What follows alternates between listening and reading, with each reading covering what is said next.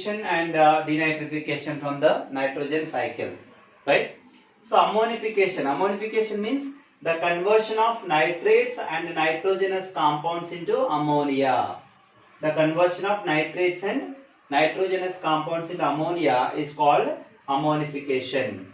Okay, this is nothing but the sources of formation of ammonia. How does ammonia can be formed from the nitrates and nitrogenous compounds, right? We have seen that already in the nitrogenous compounds from the soil, right? You see that here another source of nitrogen ammonia formation is animals and plants.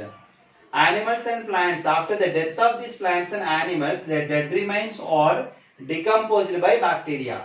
The dead remains are decomposed by bacteria, and automatically the nitrates and nitrogenous compounds present in the animals and plant body is converted into ammonia. So this is the source of formation of ammonia.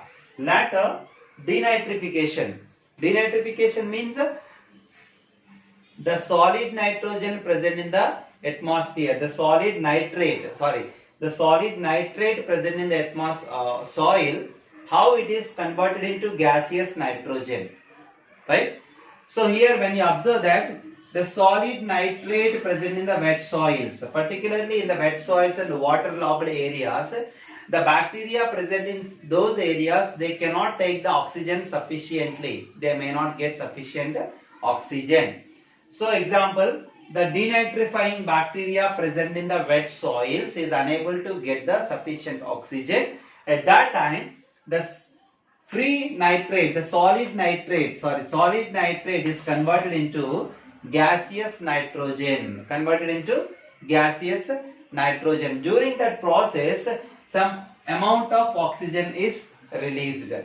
Because the denitrifying bacteria is unable to get the sufficient oxygen from the wet soils, so they have to get the more oxygen. How they will get the more oxygen? How they will produce the oxygen? By converting the solid nitrates into gaseous nitrogen, some amount of oxygen is released. That oxygen is utilized by denitrifying bacteria. This is regarding denitrification and ammonification.